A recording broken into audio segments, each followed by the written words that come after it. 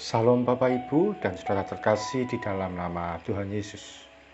Dimanapun Anda berada dan dimanapun Anda bisa mendengar rekaman ini, kita bertemu dalam program Jumpa dengan Tuhan untuk edisi hari ini. Sebagai dasar kebenaran firman Tuhan, saya akan bacakan dari Lukas pasal 7 ayat 12 sampai 13.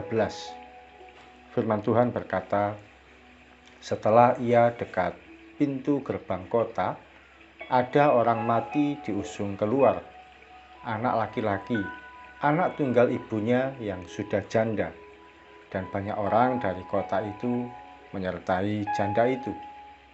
Dan ketika Tuhan melihat janda itu, tergeraklah hatinya oleh belas kasihan. Lalu ia berkata kepadanya, "Jangan menangis."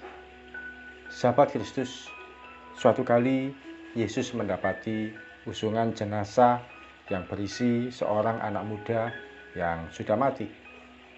Situasinya menyedihkan sekali.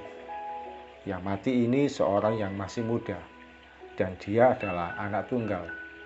Dalam arti, ibu ini kehilangan sesuatu yang berharga dalam hidupnya.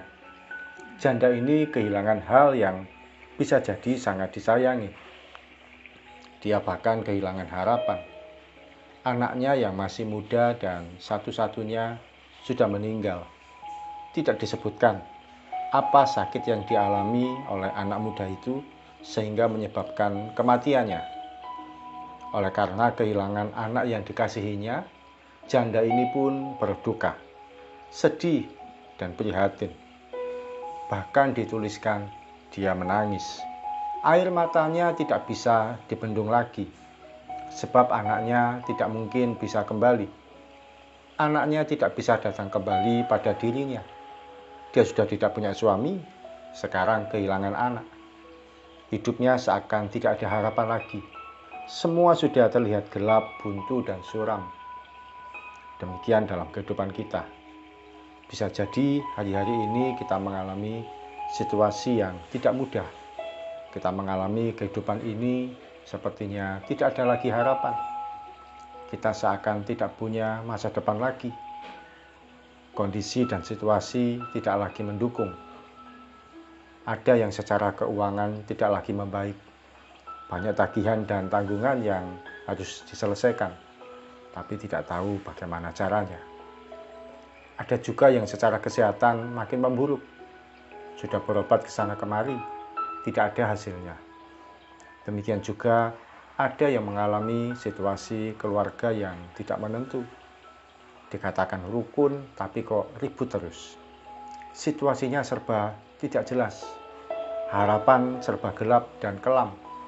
Tidak ada lagi yang bisa dilakukan selain hanya air mata kedukaan yang mengalir tidak ada berhentinya. Firman Tuhan berkata, tergeraklah hati Yesus oleh belas kasihan. Kita perlu mengalami belas kasihan Tuhan dalam kehidupan kita. Dalam situasi yang serba tidak jelas, kiranya belas kasihan Tuhan dinyatakan atas hidup kita. Hari-hari ini tidak ada lagi yang bisa kita doakan atau kita mohonkan pada Tuhan selain belas kasihan Tuhan dinyatakan bagi kita.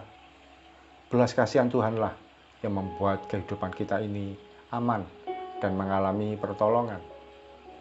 Tidak perlu khotbah yang muluk-muluk. Tidak perlu kita sibuk sana-sini cari hamba Tuhan untuk mendoakan kita. Tidak perlu juga kita mencari pertolongan dari orang lain yang menurut kita dia lebih kaya, lebih terhormat, atau lebih berkuasa kedudukannya.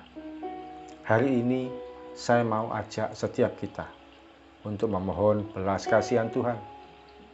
Belas kasihan Tuhan yang sanggup memulihkan kehidupan kita yang sudah hancur lebur berantakan menjadi indah. Sahabat Kristus, pada akhirnya anak muda itu pun bangkit.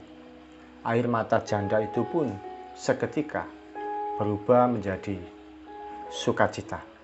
Anaknya yang mati sudah hidup lagi. Harapannya yang hilang sudah kembali lagi. Situasi yang gelap dan buntu sudah menemukan jalan keluar.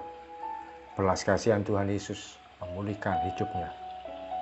Dalam situasi yang paling sulit, menghimpit, dan menyakitkan sekalipun, Tuhan Yesus sanggup menyediakan pertolongan atas hidup kita. Mari kita mohon belas kasihan Tuhan bagi kita. Percayalah, Tuhan Yesus sanggup mengubah air mata kita menjadi permata yang indah dan berkilauan. Mari kita datang pada Tuhan. Tuhan Yesus, kami mengucap syukur untuk firman-Mu yang boleh kami terima dan kami renungkan pada pagi hari ini. Firman-Mu mengubahkan kehidupan kami. Belas kasihan-Mu itulah yang kami nantikan ya Tuhan. Belas kasihan Tuhan yang membuat kehidupan kami boleh menjadi aman dan mengalami pertolongan Tuhan. Ampuni kalau selama ini kami seringkali cari-cari pengharapan dari orang lain, cari-cari pertolongan dari manusia, dan kami lupa tidak datang kepada-Mu ya Tuhan. Pada pagi hari ini kami datang kepada Tuhan. Kiranya Engkau melihat kehidupan kami, menghampiri setiap kami, menjenguk setiap kami ya Tuhan. Dan kami mohon belas kasihan-Mu. Pulihkan kami ya Tuhan dari situasi yang paling buruk yang kami alami hari-hari ini. Pada siapa kami memohon kalau bukan kepada Engkau sendiri ya Tuhan, yang sanggup menyediakan pertolongan bagi kami. Terima kasih Tuhan Yesus, ini kehidupan kami, ini diri kami, sepenuh-penuhnya menjadi milik Tuhan. Kau turut campur tangan, Engkau yang sanggup mengubahkan air mata menjadi permata. Di dalam nama Tuhan Yesus, kami berdoa dan mengucap syukur. Amin. Selamat mengalami pertolongan dari Tuhan. Belas kasihan Tuhanlah yang mengubahkan air mata kita menjadi permata yang indah, yang berkilauan, dan membawa sukacita. Salam dari saya Ogi Raharjo dari Mitspa Ministry.